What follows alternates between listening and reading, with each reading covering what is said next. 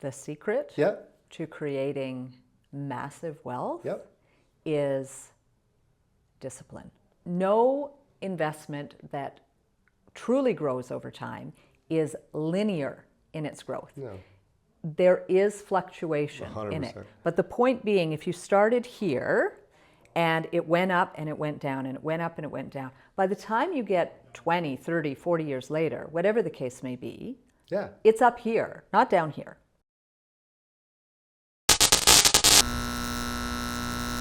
I am excited to talk to you, Marina. You're the Senior Vice President of Greatway Financial. Is that correct?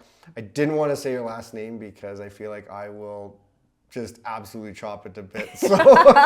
Well, it's not a simple name. It is a long Italian name. I was going to say it's Italian. Yes, Geronazzo. And you're right. I am a Senior Vice President with Greatway Financial. Nice. Yeah, so that's the work that I do. I wouldn't have done as bad of a job as I thought on your last name then. But I was close. You were very close. I didn't say it, but I was close in my mind. So yeah, tell me a little bit about your story. I just want people to kind of understand like where you're from, how you got into what you're doing, and we can kind of just go from there and free flow it. So. Perfect, yeah. I've been a business owner for much of my working career. I've worked both corporate and my own independent business in a couple of different capacities.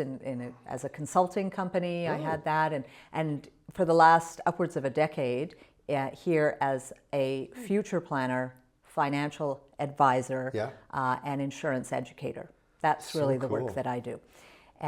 So I work, based most of my clients here, Alberta, Southern Alberta, but I do work nationwide. So this profession is a licensed profession, and it gives me the opportunity to work with people across the country. Fun. So anywhere I would imagine other than Quebec? We do have the ability to work with people in Quebec. You're right. It's kind of the last province to come on board with Greatway Financial because it's a complicated market and very regulated and a little more hoop jumping It's always to do there. I just always find it interesting. It's like even for most businesses, like we service everything except Quebec. That's so and true. I'm like, that sounds like a negative, but it's probably just a lot of regulatory hoops to jump through, right? That's exactly what language. it is. Language as well. Yeah, a lot of protections to the language. So Yeah. So what was like the first business that you did? So my background is in communications and economics and international business, and I actually after all of my education, undergrad, master's studies, that sort of thing, I was traveling. I settled in New Zealand. Not a common place for many people to go, but some place that a lot of people aspire to go. Yes. And I would say, for anyone out there that is thinking of a dream trip, New Zealand is definitely a fantastic. I would tend to agree. Location. I've never been, but it looks fantastic. Amazing. It's all of Canada in a space that is 1/3 the size of Alberta. Wow. 1/3 the size of Alberta. Yeah, we live in such an enormous country. It's so sparse. It's almost inconceivable to imagine how much smaller so many countries are, and most countries are. Oh yeah. Compared to what we have here. Unless you've traveled, you don't really realize how spread out everything is, how much landmass there is. Exactly. I actually just had a friend that traveled here from Central America, and they were like, wow, like the fields, like the farm field, to us, we're like the fields, like that. Yeah. Obviously we love our farmers, but at the same time, it's like, well, that's not really impressive to look at the fields, but they were just like amazed by it because it's so mountainous where they're at that a lot of the agriculture happens hillside. Yeah. So farms are, let's call it a couple acres at best. Yes. They're like micro farms. Micro farms. And here you've got a farm that, takes up, a city. But even in Europe, right? Like a wedding I went to had a bunch of people travel from like Netherlands and just, those areas. And they're like, we can't believe that we traveled like 2.5 hours from the airport and we were still in the same province, where like we would have crossed a country or two or a couple of borders, or we would have been, they would have actually gone somewhere different. Yeah. And here it's like we're still in the same place. Yeah. Yeah. So it's a vast country, wonderful country. Oh, yes. I mean, we have so much to offer, but experiencing other countries gives you even more of a sense of how wonderful this country is and how beautiful it is. Agreed. So to your question, that was my first incarnation as a business owner. I owned and operated a consulting company. It was a communications, event planning, public relations company. And I did that for a number of years in New Zealand. Had wonderful clients, technology clients, post-secondary educational institutions, car companies, Walt Disney, Coca-Cola, you know, a couple of big names and local names as well. Yeah, and that was really impressive. Great. Well, yeah, I guess you could say it was, in the sense that I wasn't from that country. Yeah. And I had the advantage of going to the market with the education and some experience, that sort of thing. But then the key to really the success in a new market was connecting with a local person, my business partner, who was very integrated into the business community. And together, I mean, I was the workhorse and she was the connector. Yeah. So together we made a great team. Cool. You know, I think a lot of business success is about who you connect with. You know, whether it's, you know, your own business partner or it's partnerships, you know, joint venture, whatever, however your business model operates. I see I hear a lot of negativity around partnerships, oddly enough. And I mean, I understand that it's a marriage and that obviously you can, just like in regular life, you can marry the wrong person. But I don't think you can really truthfully grow unless you have some level of partnership, right? Even if they're silent and more the investor type, or like, but there's some power in having like that support system or sounding board or just assistance, right? The day to day. Absolutely. I don't know if you disagree with that, but no, I wholeheartedly agree. And I think it's very important for people to appreciate what's their community around them. You know, whether, as you say, if it's a partnership, and there is a little bit of bad rap on partnership, because we often hear the story of the disastrous partnership. You know, if somebody absconding with all of the funds of the company or something, you know, like we hear the bad stories, but the reality is those are few and far between. 100%. They should be anomalous if you've done your due diligence and the homework and you've really thought about who it is you're partnering with. Yes. For most people, if you're a sole operator, I mean, I own and operate my own business as a sole operator, incorporated, you know, operator. However, the key to my growth has been the associations, you know, the connections with other business people, my clients, referrals to others, all how wide you spread your sphere of connection and influence. That relationships. And just sitting down with people and talking, right? Like you learn so much by just understanding someone's, I don't know, the good, the bad, and the ugly. Exactly. Understanding where they are in life and seeing if there's a way you can help them, you know, navigate some area of their life that they want a little bit of a hand with. Or some expertise and some advice, some, you know, even some encouragement.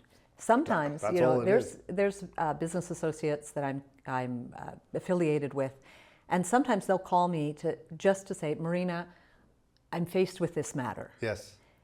What do you suggest? You know, what's your advice on this?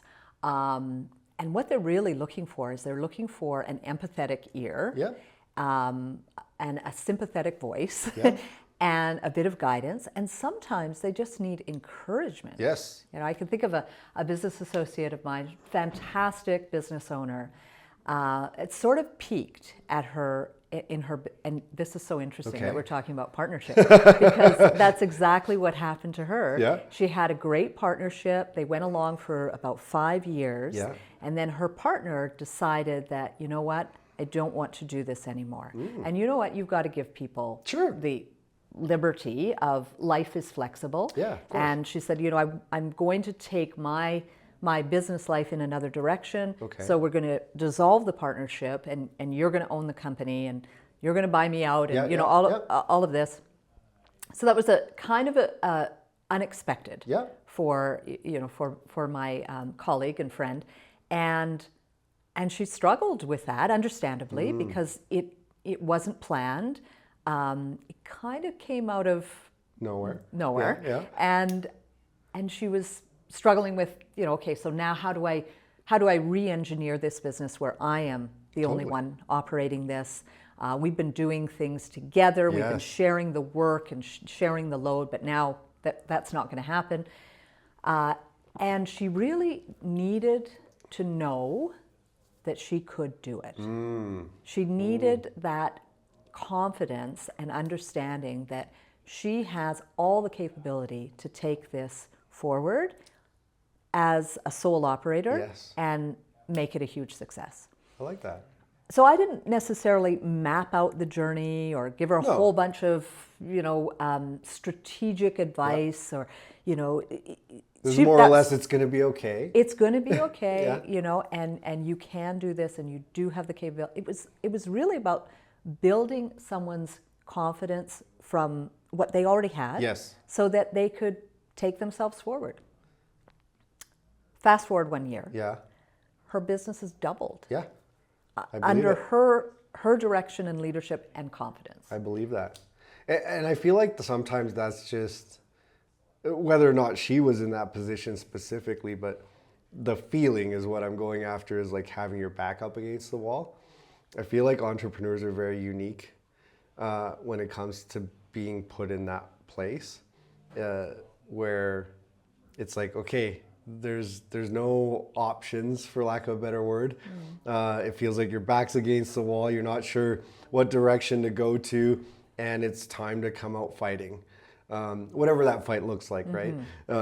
And I feel like that's where like businesses are like really born, because the character required to come through that and come out of it, you know, better and stronger and more knowledgeable. You learn a lot about kind of being in the ditch. I don't know what word to use, but like just being stuck somewhere where you're like, how am I going to survive this? What am I going to do? You don't have all the answers, right? You're reaching out to friends and other people that maybe help guide your thinking. And like you said, I agree with you. Sometimes it's just like, you got this, just go for it. Like and at the end of the day, what's the worst that can happen? I'm not saying that there aren't some dire situations out there, but like overall, what's the worst that can happen? That you tried, that you learned something, and that you have to go in a new direction. Is that so? I mean, yeah, it's scary. I get it. Could be, but you know, it's not so horrendous. But at least you get to walk away from that situation and go, man, I really gave that my all, and that wasn't that idea or that venture wasn't the one. On to the next thing. Exactly, something else will be. Yeah. You know, there's a great expression that necessity is the mother to invention. You know, when to your point, if your back is against the wall or you're in the trenches, when you are in a place where the only thing that is going to allow you to survive, let alone flourish, is action. Yes. Activity. You're getting out there, making it happen, not having it happen, not being gifted with a windfall. You get to make it happen. It can, but I don't think you want to count on it. No, and the word that you just used, that to me is like, well, I'm fortunate enough to have a really great business partner, but it's the number one word we use: activity. Yeah. Like nothing's better than just staying active, and just, you know, keep doing the networking, keep making the calls, keep going for coffee, keep doing that forward momentum, it will eventually come together. Things will start to happen because the activity's there. If you're just kind of sitting there and pondering like, what should I do? What should I do? And you're not taking any active steps forward, that's what I think that's what can kill a business for sure. And even an entrepreneurial like mindset, it's like that's where you can potentially plummet. It's like, just keep doing something, whatever that is. Yeah. Talk to your few existing customers and just ask them questions about why they chose you. Get some feedback from them, like anything, just keep talking and even asking for referrals. Yeah. Ask. What's the worst that can happen? Again, well, nothing really. Quite likely, if they have appreciated and enjoyed your service and what you've provided for them, they likely will have someone else that comes to mind that could also use that service. And if they don't, you've at least planted the seed so that maybe later on down the track, example, I have a client, long-standing client, been serving him and his needs financially for the last 8 years. Okay. We always have, what I do with all of my clients is I offer them a mid-year, full year kind of connection review. Let's have a look at what we're doing. Love it. Anything else needed, any adjustments we need to make. I will say, Levi, that is not common in my industry. That's very, very uncommon. But I'm proud to say that I do it. And it has been a testimony for me as to how encouraged so many of my clients are at referring me to others. Yeah. Most of my business now is referrals. That's which awesome. is a very, really great position to be operating in. It's the best position to be in. Yeah. This client, so 8 years on, every connection that we have, every time we do an annual update, I do ask him, hey, is there, you've seen how your plan has grown, you've seen the results. Is there anyone that you can think of, anyone else that I can connect with, who else would like to see these types of results? Year after year, I haven't really thought of someone. This year, he has provided me with 2 fantastic referrals. I love it. I think the biggest thing, and I really appreciate this understanding when it comes to entrepreneurship, business ownership, and the magical word of sales. Let's face it. I love that you said the word. Yes, sales is if nothing happens unless a sale happens. Nothing at all. You don't get to pay your rent. You don't get to pay your people, your needs, your livelihood. There has to be a transaction that occurs. So I love the word sales. I think it's a glorious word. A lot of people don't. I'm surprised by it. Yeah, agreed. Sorry, agreed. And I didn't mean to cut you off, but it's just like I am shocked by how many people disregard that word and put almost like a negative connotation to it. Correct. Because I think a lot of people relate it to, and I don't mean to throw it at their industry either, but like they relate it to like the quote unquote like used car salesman guy, and as someone who's also worked a lot in automotive, I can say like people have no idea the amount of pressure that is in automotive. Most of those people wouldn't survive a week at a dealership, and how the targets that have to be hit, not just at a dealership level, but it's coming from Ford Canada, Chrysler Canada, whatever. These are the people. But anyway, I'm getting sidetracked. So the pressure is there, and therefore it is pressured sales. That's the negative connotation. Yeah. But in general, it's like it's about listening. It's about providing a great solution. Something that you can find some common ground with. But it is transactional. Anybody that says I'm not in sales, I'm like, there isn't a person in your company that isn't in sales, actually. Exactly. And the reality is we're always selling something. Even if we're selling ourselves to our spouse for the next date, or or something that you'd like to have, and you've got to make a case for it. Even when you call each other at noon, what do you want to have for supper? Well, I want this. You can sell you're still selling yourself on like, well, maybe we should make this, and this is, I feel like that. That's so it's all funny. about that. But I was going to say, when it comes to the transactions. And that example that I gave of my client, that long-standing client, year after year, it's all about follow-up. Yes. Reconnection. Yes. It's so revealing to me that it doesn't matter what industry it is. The statistics never lie. No. The numbers are there. Yep. And the reality is that most people who are responsible for business growth, sales, Yep. the transactions of their company, that Yep. sort of thing, most people, and it's a high percentage, Yep. it's somewhere between 80-90%, Yep. do not follow up. It's crazy to me. It's crazy to me. But I get it. My wife laughs. I mean, I don't know whether she laughs at it or not, but we often talk about how our industry specifically is so follow-up oriented. Like whether we're doing monthly reporting and monthly checkups and this and that, like it's a lot of like touch points. Yes. Well, again, every industry is different, and I get that, but for ours, it's constant touch points. Mm-hmm. And we always talk about, like, it's interesting that a lot of businesses don't do that.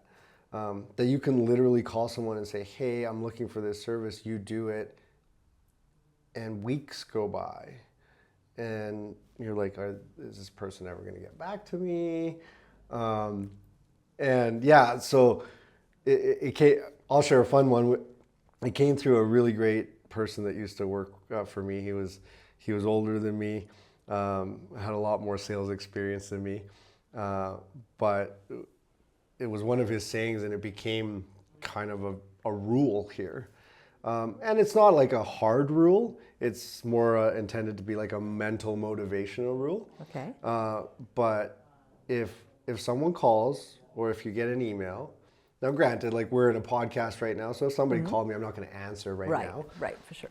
But the minute that we're done and I touch my phone and I see that they called, I have 30 seconds to reply or I'm fired.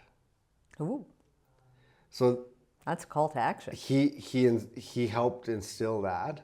That became a very cultural piece of Artrageous. So we say it in our meetings. It's like when someone emails, when someone calls, you have 30 seconds to reply or you're fired. And again, it's not literal, but it's a mental challenge to say, like, the minute that you have a moment and you've touched that email, don't go on to do something else. Deal with it.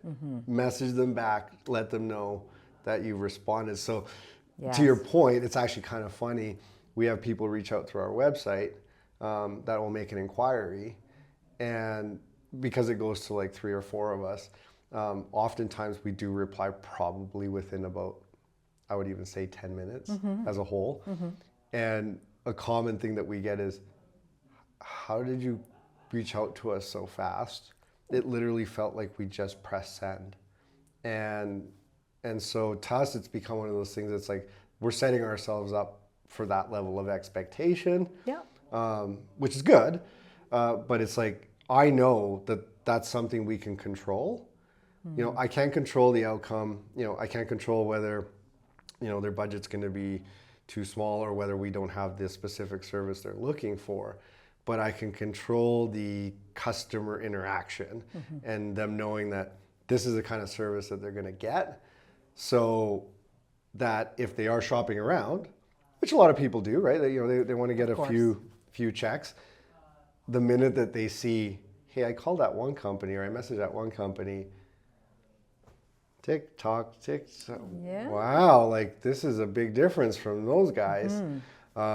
It's the one thing you can control. So follow-up, communication, that kind of stuff is super really critical. Good point, Levi, that it's about understanding the factors that you can control. Yep. Something like that is something you can control, whether it's perfect fit, timing, all of those things. The other element, and this would be very relevant for your industry, is sometimes it's timing. Like someone might make an inquiry to understand what they may do down the road. Yes. Not right now, because they don't have the budget or the timing's not right, whatever the case may be. But without a follow-up, without another touch point, without you putting that connection, that business in your CRM or your whatever it is, the format that you take, your Google Calendar, whatever, however you operate any kind of follow-up. something, because otherwise it'll be lost, And you and I have been on the receiving end of that. Yes. You've had somebody reach out to you with a service or, an offer or something like that. And you've said, okay, that's, thank you for contacting me, timing's not right, and you've never heard from them again. Well, you'll find it funny. It's actually how I tend to interview salespeople in general, is that I will actually tell them that I'm going to get back to them within like an hour or two, and then I don't on purpose to see how they react. And what do you find? I find that 90% of them don't follow up. Oh, so they don't come back to you. Right. So to me, as we were just discussing, right, like a critical component in sales is following up. Yes. So if I said that I was going to do something and you were just waiting on me, and so like I'll see that a day or two will go by and just nothing. Even just a simple, right? It can be just as simple as, hey, you must have gotten busy, just wanted to, get in the top of your inbox. Or whatever, right? Yeah. Just something to say like, I'm on top of it. Yes. If you can't show that in a sales position, how is that going to work with a customer? Like you're trying to get the job. Imagine now trying to get the sale. Good test. So I do that as a funny sales test that it's like, I force them to see if they'll follow up. Brilliant. Because I see it happen all the time. There's great products and services out there. And great businesses that never have a follow-up system at all. And it like perplexes me because I can see their potential and growth potential. And it's just like, it's as simple as even just sending out an email every now and again. Like any kind of activity, right? Some form of activity that just keeps something moving forward. That's right. Or keeps you top of mind or keeps you engaged with that. Particularly if it is a client. Yes. In my case, clients I'm responsible to them. Sure. So that opportunity that I have for continual connection is essential. Yes. Not just a nice to do or for me, it's not an option. Right. It's just part of the workflow. There has to be that built-in reconnection. But even the expectation, something you said and that I'm falling back on is like, if I heard you correctly, it was, what did you say, 6 years? Pardon me? Did you say 6 years? So I've been in this industry No, now but with that guy. With that client, 6 years. So 6 years to get a referral. Correct. Yeah. Yeah, 6 years. So, but to me, that shows that like tenacity and like that constant, right? So you're always asking. Doesn't mean that you were going to get it, and that's okay. Right. That's okay. But it was like, it took basically, 6 to 12 of those touch points before they were comfortable saying, or maybe not just comfortable, but just knowing the right person, right? At the times they were like, oh, you know what, I do know somebody. But I learned that through BNI actually. When I first joined BNI, I was like, why every week do we have to repeat our name and who we're with? Like, I get that we have visitors, and that's totally fair. Like, they deserve to know. But initially, I was always like, it's so weird. Like, I know where you work. Like, I know what you do. Like, does this not get weird by week 3 that I'm saying like I'm this person? Like we have breakfast together. But it actually goes back to the touch point. Even though you're in these groups, like you're constantly having to remind people, because they're not in your business, about what you're up to and what you're doing and who you are. And the more you repeat that, the more it just has the potential of being like, oh, you know what, I do need that, or I know this person that needs that. And so it's just consistency. Yeah. Yeah. It is. It's just consistency. Yeah. Repetition, top of mind, or having a place for yourself in the mind of your prospective client or client. It's that doesn't just happen. No. They're not just going to miraculously. I mean, you have a wonderful facility here, wonderful office, great team, beautiful signage out front. People could drive by, they could kind of see what's there, but they're driving by. Sure. How are you going to capture a place in their mind that's long-standing? Yes. You're not going to just do it purely through signage. No. There has to be a wider net that's spread. Your own efforts, the efforts of others. Like you had commented on BNI. So with BNI, you now have 30 other ambassadors for your business out there talking to people about what you do. But that's what I mean. They may not be your ambassador today or tomorrow or the next week, but they will be. Yeah. Like the more trust you build, I think the internet and social media and all that stuff has created a little bit of a sense of instant gratification. I think that's where people struggle with in general, whether it comes to sales. And actually, not that I want to talk about my side of the business, but like just marketing in general, right? They assume that they can put out that one piece of content or do that one visit or send out that one email, and that somehow the phones should just start ringing.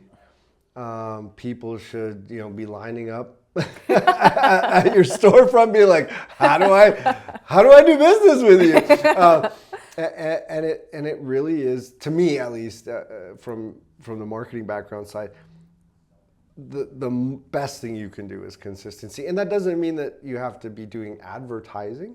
It just means, fine, do the networking thing, but do it consistently. Like commit to it, or talking about having your existing client base and like making sure you're asking for the referral every single time. Commit to that ask, and to that meeting. Little things, right? Like always doing something continually will eventually bring some level of fruitfulness result. It will translate into something rewarding. So to kind of maybe shift a little bit. Yeah, let's segue into rewarding. Yes. What is rewarding? Yeah, let's segue into rewarding. It's something that really intrigued me about chatting with you, and that I don't think, and maybe I'm wrong, but that I don't think enough, especially I'll say smaller business people think about. I'm sure at a bigger scale there's more advice and consultory services available that families are kind of getting a little bit more integrated. But I feel like I would say on like that mom and pop shop or even just smaller business that has found some growth, I really like that you have some knowledge to share about how to start kind of creating a bit of generational wealth and getting your children into a place that can give them some financial, maybe security is the wrong word, but just getting even them started. Yes. And that it might not be as big of a deal as most people think. Correct. Can we kind of touch on absolutely kind of helping our kids grow? In that regard? Let's start there. So one of the features that is available in my industry, but it is a specialization. Okay. So not all advisors or agents in this industry, in the insurance and financial planning industry, are necessarily going to specialize in this area or even become conversant with this particular program. It's the Accelerated Savings Plan, and it's available for newborn, 2-year-old, 5-year-old, 15-year-old, whatever it might be. Doesn't matter. And it's not limited necessarily to children because, of course, the program itself is something that adults can use. Sure. So, you can use it in your 20s, your 30s, your 50s, whatever the case may be. But if we go back to those early formative years for children, this is the only true tax-sheltered savings opportunity that is completely discretionary. So the money that grows inside the Accelerated Savings Plan, you could use it for anything. Yes, you could use it for more education. A lot of people think about that. But then a lot of people think about the RESP as being the way that they're going to be able to fund that education. That's a terrific program, but it is limited. It has to be education. It has to be a government-recognized institution. It has to be started before the 17th birthday. It has to be utilized within a time frame, et cetera, et cetera. So that's a different product. This is unlimited savings, unlimited time frame, and unlimited what you would use it for. Is there a standard, like when you say accelerated savings, is that a rate of return, like a percentage base? Is it a smaller amount? Is it like obviously it's a safe investment? It is. You know, it's so it's a sheltered from taxes growth opportunity. Okay. Our biggest expense in life, I've already given it away, is. Oh, I'm going to let you put it. I've already given it. It's taxes. You know, some people think, oh, the cost of my home, you know, by the time I pay off my 20 or 30-year mortgage, or cost of groceries today, or cost of raising kids. Yeah. Those are all expensive. Yeah. Don't get me wrong. They are costly. Sure. But your biggest cost in life is taxes.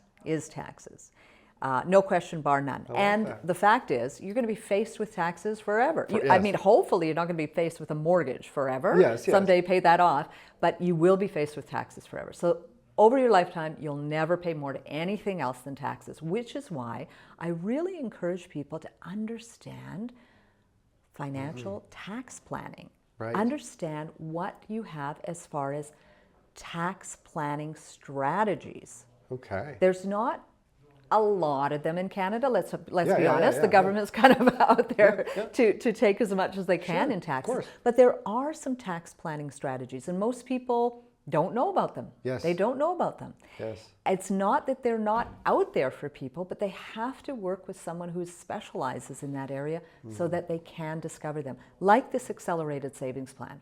Where else are you going to offer tax savings opportunity, you know, an endless tax savings opportunity for a lifetime to a child? Yeah.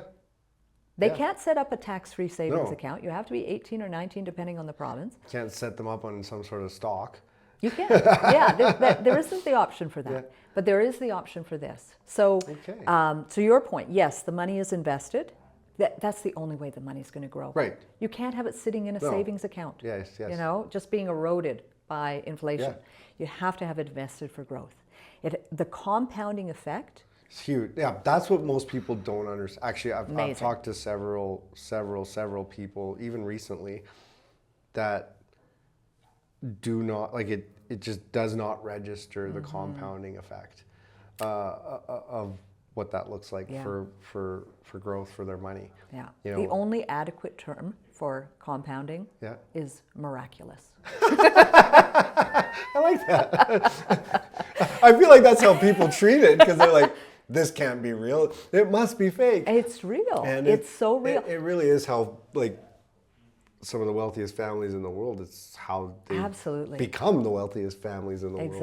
Exactly. Wow. Yes, yeah. And this idea, this concept of multi-generational wealth transfer and multi-generational wealth usage for the generations that come on is, again, it's not that it's not accessible to, like, people think of the Rothmans and the Bronfmans and the Kennedys, and, you know, they think of big family names. Yes, those families have had the understanding because they hired the best accountants and the best lawyers and the best financial advice to understand tax planning strategy. Yes. They've understood that, and they've made it happen for their families generation after generation. Right.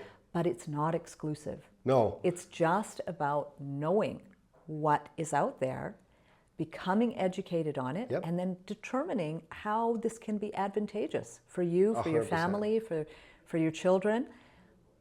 Biggest thing that I find people don't do is they don't take the time to learn. They don't take the time to find out. People will take more time to plan a 2-week vacation than their financial future. But I think as I've had an opportunity to talk to some people about just financial planning, right? Yes. Or retirement planning, however you want to word it. I feel like it's just that they're scared. That's been my takeaway, honestly, is that they're scared because they don't know what they don't know, and that creates a barrier. And then on top of it, again, because it's just not something that's highly focused on in school, financial literacy overall is not a big focus in schools. You're right. Then I don't want to say that people feel dumb to it. That's not the word I'm looking for. But to simplify, it's like they also then feel intimidated, maybe is a better word. That's a great word. Because they don't feel that they have maybe any level of financial literacy to even potentially understand what someone like you might be explaining to them, even though you're going to do it in really great layman's terms and they will understand it. But I just mean that initial, like, I don't know if we should do this. I don't know whether we can do this. Again, I'm comparing myself to the Kennedys. I don't have that kind of money. And people have no idea what, especially at that early age, like what $50 a month could do. Mm-hmm.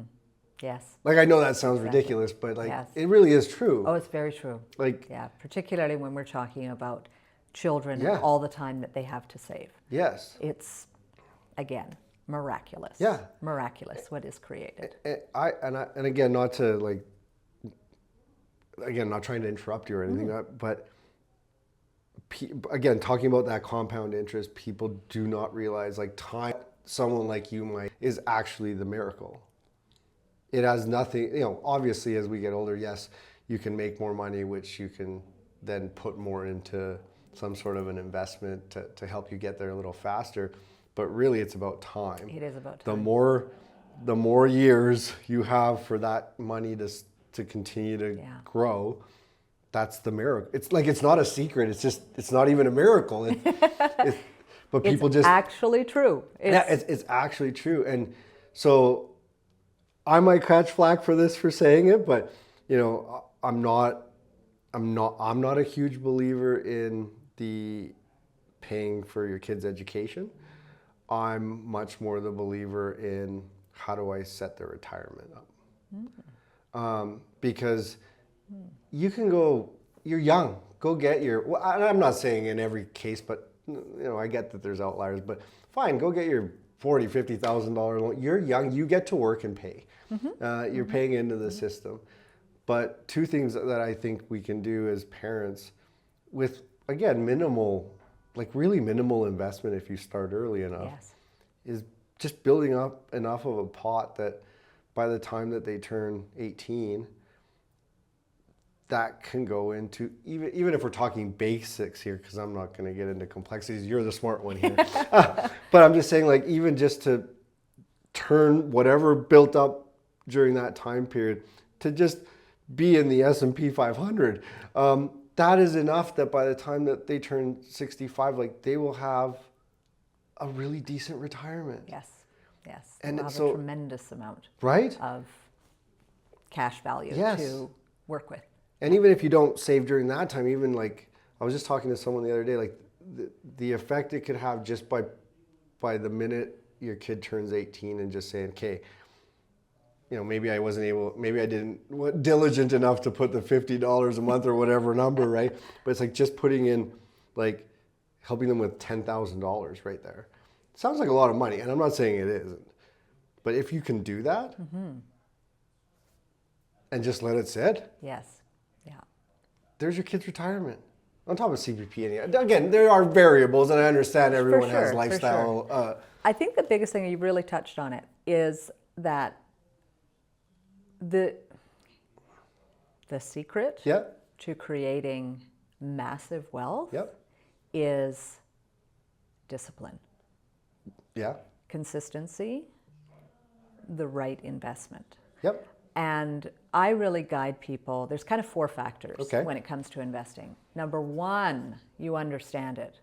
If we're going to invest in the S&P 500, which has historically, over 100-year track record, I mean, that track record doesn't lie, has been a tremendous long-term investment. No investment that truly grows over time is linear in its growth. There is fluctuation 100%. In it. But the point being, if you started here And it went up and it went down and it went up and it went down. By the time you get 20, 30, 40 years later, whatever the case may be, it's up here, not down here. Even if you think about it inflationary, Yes. it's just, it naturally has to, I mean, unless like, obviously a company quits, but the S&P 500 isn't built on that. But just it will have natural growth no matter what over time. Over time. Yeah. The other thing about understanding the investment, if these are the 500 top performing companies in the United States, if they're the top performers, and if you're not a top performer, you're not in. They'll find somebody else. You will be replaced. Exactly. Kodak was in there. Now Kodak's not in there. Sears Roebuck was in there. Now they're not in there. There's an evolution to the companies that are in there. But they're the strongest performing company. If they're not performing, who has a chance? Yeah, no, exactly. Right? So that fund is going to perform over time. But you have to understand it. You have to see a track record. Sure. This isn't like spontaneously, you got this hot stock tip at the water cooler and, you're going to put all your money there on the fly. No, you want to see a track record. Sure. You want to see that it fits your profile of how you want to invest. So, there's the S&P 500 is a very moderate investment. Oh, totally. It's not high risk, it's not no risk, but it's moderate. So does that fit? And lastly, fourth point, you've got to believe that it's going to continue to grow. Sure. It's going to have growth beyond the starting point where you're actually investing. Those 4 points met, it's the right investment for you. And I think most people could, again, regardless of someone's like financial profile and risk appetite, there's a lot of simplicities too. And maybe I'm ignorant to this, but I feel like the average person could look at even just like from a commodity. So that's that fund. And think about the world as it is, and really foresee, not the future. I'm not saying like you're going to foresee the future, but I think most people can see kind of the areas that are up and coming. Whether it's computational power for artificial intelligence, right? That is not going to not grow. That is going to explode. Energy. Yeah. We're absolutely energy thirsty. Like, again, regardless of what area of energy supersedes and becomes, dominant. Dominant, yeah. Because I think there'll always be a mix, but dominant. Energy is important. Water. Food. And again, so I'm not I'm not trying to give anybody advice. I'm just saying, like, there are some pretty standard things that the average person could look at and not have to be like, I should do cryptocurrency, or invest in some wild, crazy idea that you say has no track record. There are lots of things that have been around for a long time, or at least that are showing that there's a huge growth opportunity. Absolutely. So if you stick it out, sure. If you're trying to day trade, that's a tough game. First of all, not recommended. But no, I just mean, I guess if you're the person that needs to look at their phone every day or their stocks every day, and that's going to be like the factor of whether you leave your money in or not, probably not the best investment strategy. For the average person, like, if you're totally up for that, you're knowledgeable, you're capable, and you're not checking your stocks every day. You're checking your stocks hourly, every hour. Minutes. It's your job. It's your job. Yeah, it's full time, double time. It's more. It's very consuming. Yes. Very consuming. There are people that have succeeded. Yeah, sure. Of course, we hear about them, but we don't hear about, honestly, like the 98% that don't succeed. Right. There's a high percentage of people that try it out, that toe in the water, that sort of thing. And you might get lucky once. To me, it's like a casino, right? It's like if you're making, like you say, water cooler stock picks, you might win one. But chances are that the house is going to take your money. Yeah, there's a reason that Vegas is what it is, and every casino is what it is. It's because the house wins. Yeah, if it was money you were okay losing, then so be it. But no, it's interesting. So so what are some of like the key factors in starting someone out early. Like when I'm saying like $50 a month, like is that a realistic investment? I don't expect you to have a calculator here with you, but yeah, like what is that realistic? Like what would that look like? Yes, absolutely.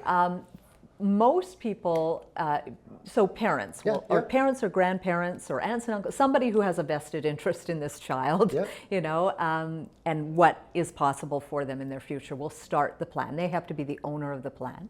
But the child is the named kind of recipient of the plan. And they'll start with something, generally I would say around $100 a month is what they'll start with. And if we look at something, let's say they did that for 20 years. So it's $100 a month, that's times 12, $1,200 in the year, 20 years. No more than $24,000 has gone into this plan over a 20-year period. That's a lot of money. It is a lot of money when you look at the final number, but it's a very manageable amount of money when you're thinking $100 a month. Yes. Very manageable, very doable. By the time that money has gone in, the amount of money that could be accessible to the child with the investment growth, and I always do it on a very modest rate of growth, modest rate of growth. All of my clients are running at 8, 10, 12% rate of growth and return.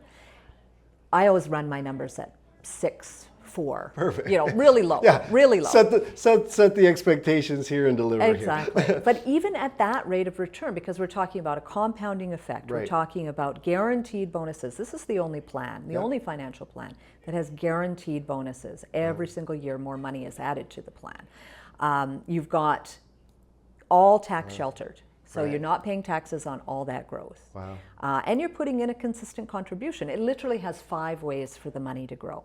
So after all of that, you're going to be looking at a number of in excess of $150,000 to $200,000. Wow. So from the 24. From 24,000. See, and that there's the miracle we've been talking about, but that's what like I really want people to understand or realize, like. We just talked about it. That was $100 a month for your kid when they turn 20, give or take. Right? Yeah, exactly. Obviously, there's some variety there. I get it, but they turn 20. That $24,000, which is roughly what you would have put in during that time, is going to be worth roughly $150,000 to $200,000. You know, depending on the growth and the consistency. And that's what I want people to imagine now. Because that's how I interpret it. Imagine now there's $150,000 you've got, and you can help them with a little financial literacy. Right there is, hey, great. You now have, you can now use a portion of this towards the down payment of your home. That's key. Which, when everybody's talking about, you know, and I get it. I'm not saying it's not challenging in today's world, but there's the key to, even if we're talking about expensive real estate, you know, like markets like Vancouver and Toronto are facing, you know,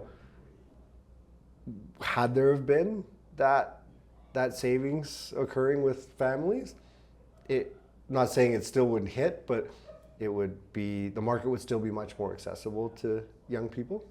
Agreed. Because that savings would have been there to be able to put down a 5% down payment on $1 million home. But more than that, to me, it's also now set them up for their retirement fund. Because, again, I get that I understand that you're talking about continuity, because I respect that. That is how you really, really compound wealth. I'm trying to even just get people to understand that you could stop there because of the age component and say, okay, well, here's the down payment for the house. Now you can put this into your retirement savings portfolio and get that taken care of. And, you know, someone like yourself is going to manage that for them. And you probably will still have some for education if you want to look at it that way. And you are now literally set up quite literally for your life. Because we don't, at that age, we're not thinking about retirement, right? We're just not. What 18-year-old or 20-year-old is going, I better start saving for my retirement. I can't wait for retirement. But if we as parents, I think, helped with that financial literacy, spent a little bit more energy in that financial literacy area, man, we could really set up our kids. Because the way that I see it, and this is going to sound even morbid, but I do believe it in today's world right now, like, I feel like even my generation, but definitely the generation now coming behind me, yes, we're waiting for baby boomers to die for generational wealth. Here's the thing that's a little bit precarious about that is, I mean, some people may have it mapped out, but not everyone does. I'm really curious on your opinion. And it's not, there's not a guarantee on Sure, this, because the reality is people are living longer. So yes, those baby boomers may have accumulated, you know, a massive amount of equity in their home, for example. But then they live on. Sure. Okay, they live. So now they're in their longer. 70s, their 80s, you know, their 90s. What's to say that they wouldn't need the value that they have built in their 100%. portfolio or of the equity of their home for their own needs? Yeah. You know, and if that is the case, and they're entitled to it. 100%. I don't really, you know, to your point, you know, funding your everything for your children, or that generation funding everything for the next generation coming up.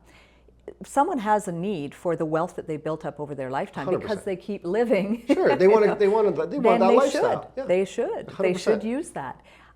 So whatever is going to come to the next generation, number one, we don't know when that's going to be, because we don't know when that generation is exactly going to pass on, that particular parent or grandparent, and we don't know what's going to be left. We don't.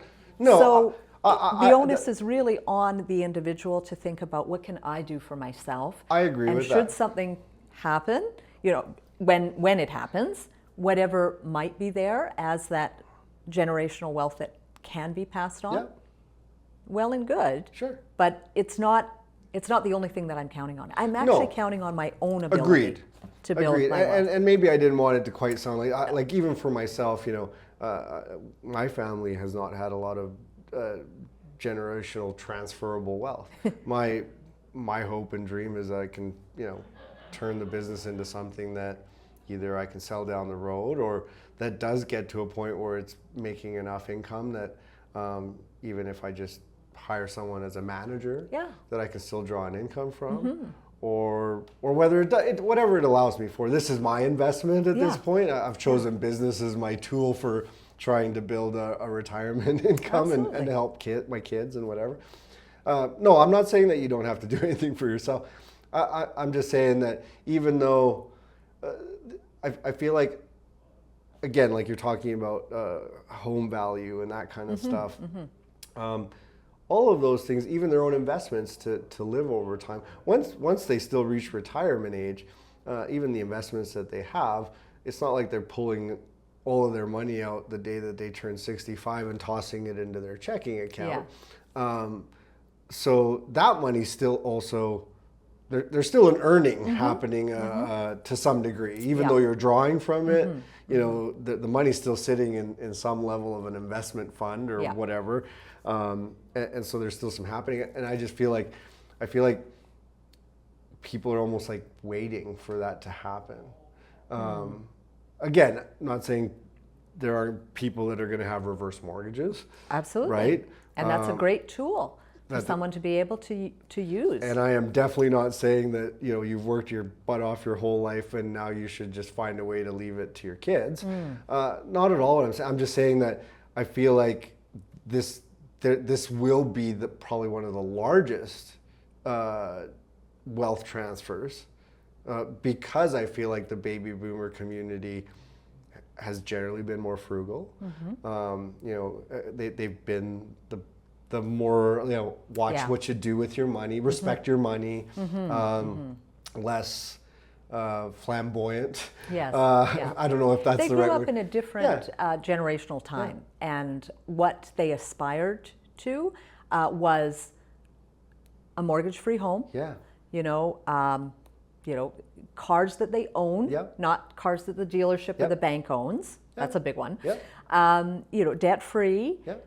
being able to provide for their family, Yep. being worry-free in Yeah. their later years. Like those Yeah. those sound like people- simple goals, And but people were relatively, I'm not saying everyone, but people were relatively able to do that on modest incomes at the time. Too, correct. right? Yes. They didn't have to, even though we're talking about different earnings, because obviously that's a fact. Yeah. Back then a $2 or $3 an hour job could be equated to, I don't know what the inflation equates to, but people were able to manage that, I feel, a little bit better. Big key to that is the actual defined cost of living and cost factors in living. Yeah. So if you look at in the 1960s and 70s, people could literally 10% Yep. of their earnings Okay. over time would pay for their mortgage over a 20-year period. Today, Right. you think of, and modest incomes Yeah, then. yeah. They might have been earning 20,000, Yep. 30,000. Yep. Today, someone was earning 100,000, but what's the relative cost of that getting into that home? Right. And particularly any big markets. Yep. It's $1 million in Yeah. Vancouver, Toronto. Yeah. But aside from that, Calgary's median price is 650,000. Yeah. That's 6 times your income, and then some. It's almost 7 times your income. See, I always had that argument because I feel like I've seen this a lot on the internet, and people say, well, interest rates have been higher. Well, yeah. These things, we're still lucky. And again, I'm not debating every single person's life decisions and choices, but I always feel like the equation or the part of the equation that gets left out of where young people are kind of facing today is exactly what you just said.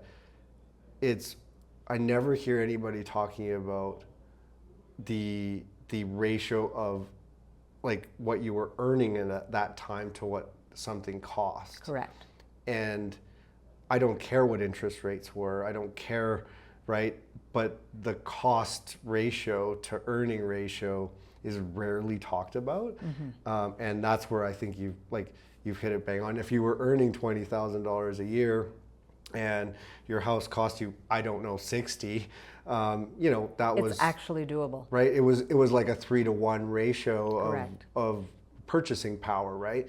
But now we're looking at even at 100,000, which would be generous, Yeah. because even if you look at median incomes across the country, we're not there. Like 65,000. So at 65 to a $1 million house, like that's more than 10-to-1. Yeah. What's the prospect of it? And that's just a house. Now you gotta, like you say, cars, right? Similar in nature, a pretty standard new car these days is a lot more than it was back then. Granted, there was a difference in earning power, but the ratio again Yes. of what you were earning to what that motor vehicle cost is much different. And so I really feel, that's why I say I feel for young people a lot. I really do. I'm not saying that I'm sympathetic in the sense that they don't need to step up and, create their own opportunities. Yes.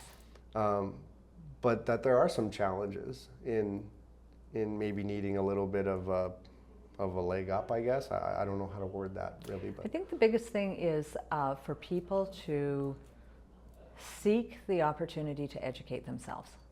I like that. And seriously educate themselves. Like there are, we get so much information. Let's be honest. Whether you're on any social platform or YouTube or whatever it happens to be, there's so much information out there, and there's so many different ideas on how you can save, invest, create wealth, create a business, this, that, the other thing. Yeah. But what is really going to make sense for you now and in the future? Okay. And how can you map out a plan that is sequential with a predictable result? Predictable result. I like Like that. when I sit down with my clients and I give them an illustration of what their plan is going to look like over time, I always do it on a very, again, a modest rate of return. Yep. All of my clients have enjoyed much greater rates Sure. of return, but that's a great thing. Yeah. But I want them to know, and me to know, and everyone to know that it really doesn't matter what Yes. happens in the markets. Yeah. This is going to work. Yes. You know, because markets up, markets down, this is going to work over time. Yeah. So it's predictable. It's predictable. The actual end result is not like a guarantee, because actually it's more likely that it's going to be better than what I'm 100%, showing you. But it's predictable. Yep. And the numbers don't lie. It's about people giving themselves the time to sit down with a specialist, several specialists, whatever the case may be, that can get themselves educated on a number of different opportunities, but take the time to do that. Take the time to educate yourself and learn about what your options are and how something can really work for you. To learn about compound interest. Yeah, absolutely. And then to what we started talking about, take action. Yeah. No. Nothing happens without action. And now that we've gotten to talk, I'm trying to think of maybe even a way to potentially even make it relatable to someone that has never saved. Credit cards. Most people have access to credit cards or are using credit cards. Yeah. And I would say, for anyone that's feeling financially illiterate, go ahead and look at your next statement, whatever it may be, and look at the minimum monthly payment. And I believe all credit card statements have this. Maybe they might have to do a tiny bit of digging, but it should tell you how long it would take you to pay off that balance by simply making that minimum payment. That is the power of compound interest, is that if you make that minimum payment, paying off your credit card will likely take you about 25 years to pay off. And the same is true though with, I think, investing, and that I hope maybe that resonates a little bit with people. It's like the same principle of the credit card company being able to take that long for you to pay your bill off by making that minimum payment. The same can apply if you're investing that money and compounding your own interest, as opposed to the credit card company compounding it for you. Yeah, something, and that's a service that I offer. A number of my clients or people generally who want to know how they can protect what's important to them and create wealth for their future. That's essentially what I do. Budgeting and Budgeting. helping people understand really where their money is going and how they can save more. Every time I do a budget with a client, every single time, I will find a minimum of $300 per month that they can save, only changing a couple of things that they may be doing. The big one, eating out, eating in, coffees, that sort of thing. Things that are discretionary, not things that are needed. You need groceries, you need gas in the car, you need to pay your mortgage or rent or whatever it might be. There's things that are not really discretionary, but there are many things that are discretionary. Absolutely, I agree 100%. And there's hundreds, if not thousands of dollars every month that someone can save more if they understand where their money is going. Again, and I really feel, I agree with you 100% there. Again, without trying to be controversial, but I really think social media has created, though, a bit of a monster in people's discretionary spending. Right. So many options. It's so many options, so many one click away. I always call it like the Amazon effect. And I'm not like trying to, make Amazon sound bad. They're a business and good for them. But it's so easy. It is. Right? It is. I did an exercise a long time ago. I can share a fun personal story with you. So I really actually like fashion, even though I wouldn't consider myself like overly feminine in that regard, but I really appreciate fashion. I love, just the looks and things of clothing. Yeah, the beauty of it. It's always been Absolutely. it's something been cool to me. And so I used to be kind of impulsive. It would be one of those situations where you would go to the mall or whatever, pre-Amazon and online shopping days even, but But you'd go to the mall and it's like, if you saw that shirt, I had to have it. And I'd buy it. And it was silly. And so, especially when I was a bachelor, like really odd, but yeah, I'd generally head to the mall like once a week and just walk around, just as an activity. It was my walk around activity of like, like I wasn't much of like a super going out to drink kind of person. So going to the mall was kind of my this thing. This is your splurge. Yeah, like my weekly splurge, if you will. Right. But anyway, fast forward, and I'm like, this is ridiculous. Like, I'm doing this every week. I could be putting that towards, and again, whether that's also a good example or not is irrelevant, but I could putting this towards a different car that I wanted or whatever. Why am I spending it constantly on clothes that I don't need? I have this enormous closet. And so I challenged myself. I said, great, you're going to continue to go every week, but you don't get to buy anything. Okay. So I'm not going to change totally the habit, but I'm going to change a part of the habit. And so I would literally go and I would window shop and I would find a piece that I wanted. I would even try it on, and then I would hang it back up and I would go home. It was the oddest thing, obviously, but it worked to the point where it changed, like from me wanting to buy something every week to now I'd be like, that looks really cool. And that was it. And that was it. And you got the pleasure of the experience just Yeah. from that without the transaction. Yeah. And sure, every now and again, Yeah, it was there was must buy. something that was cool that I was like, okay, yeah, like it's a great deal and I'm going to buy it. It's on sale or whatever. But it didn't become the norm. Yeah. And to your point, it's like that ended up freeing up probably $300 a month, just that alone. Easily, yeah. Just absolutely. that one thing alone. Lots of examples of that. Yeah, and whether that's people's coffee purchasing habits. Sure. Right, Yeah. going to Eating Starbucks out, every eating day in, for a coffee. habit, subscriptions, that's a big one. Yeah. The Amazon addiction, Yeah. the impulse buying, all of those things. Even, this is a simple one, gym membership. Oh, yes, yeah. That they never use. Yes. And they're paying $50 a month. Yeah. But they never go to the gym.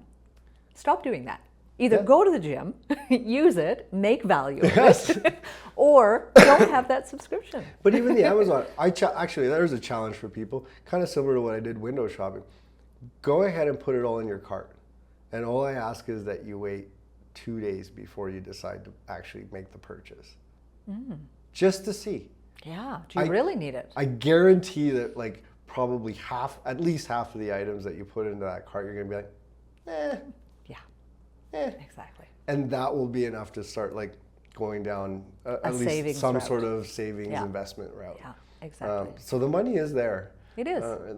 Most people can say like, I don't know where I'm going to pull it from, but most of the time the money is there, and you don't have to change everything about your life. You don't have to become one of those like coupon people. They had the TV shows where it's like you had to penny pinch like everything. No, it's just there's just a simple change in your lifestyle that you can make that could make the difference between how you retire or what you can start saving for your kids or whatever your financial goals are, saving up to buy a house. Absolutely. Yeah. Agreed. Well, you seem like the smart lady to do it. Thank you, Levi. Your education, your background. Well, as I say, I love the way you compose yourself. It's how I came by to be in this industry is I always term this, I came by this honestly. And I came by this honestly because I became a client. I was looking for the opportunity to be smarter with my money. Okay.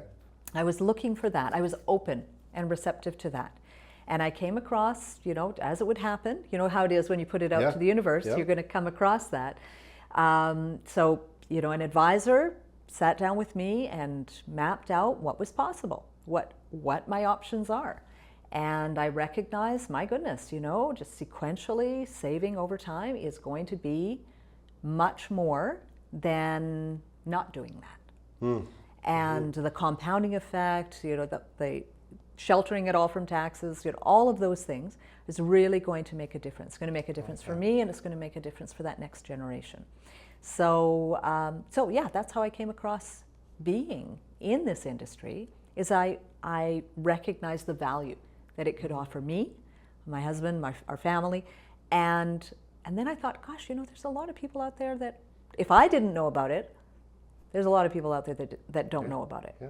I'm going to go back to school, get myself educated, licensed, certified, and be able to share this information with others. I think that's important, and I hope and I pray that people in your industry are able to get into the education system. Absolutely. I pray for that. Because giving younger people a real understanding earlier is key. Really even key. If we could start that, like to me, I would say grade 9 as a starting point, right? That's a great age. I think grade 9 would be at least an ideal place just to start learning some of the basics of financial literacy and what it means to save. Exactly. I actually have a presentation that I've created. It's a PowerPoint presentation, 20-minute presentation, because kids don't have much of an attention span. But I offer this to my clients' children, and it's called Let's Talk About Money.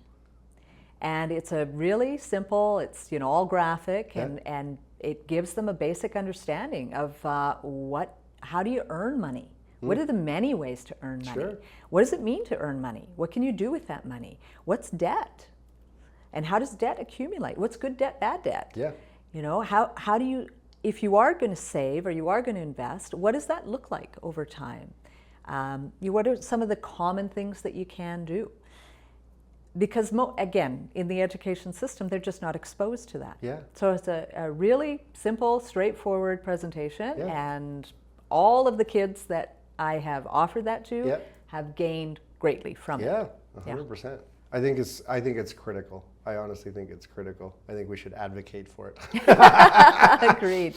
I know it sounds funny. I'm like being aggressive about it, but it honestly is true. I think back to going to school, and I'm like, I don't recall. We had some comm classes that kind of touched a little bit on, just budgeting, but I don't recall ever having, like, especially during just high school. Once you got into college, university, obviously you could touch a lot more on economics and finance, but during that high school year, I don't actually recall ever having any class that talked about the financial literacy that could literally change your life. Granted, I'm not saying that mathematics aren't important, but I'm just saying, like, man, like, how is that not part of math class or some kind of class? Like, some class. Even if it's 15 minutes a week that you could spend on teaching kids this. I'm a huge proponent of that. So I hope that. I hope so too. I hope that happens for people. Absolutely. Yeah. Anyway, I know I get carried away on my tangents, but I really appreciate chatting with you today. Like, Thank you, Levi. This has been great. I think we got to touch on like a ton of different topics, and you got to hear some of my crazy, silly comments and ideas.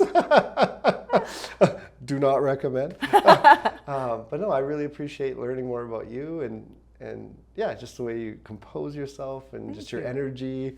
I think a lot of people would really benefit from just having a chance to meet you and talk about financial literacy. So I agree. They should connect with you.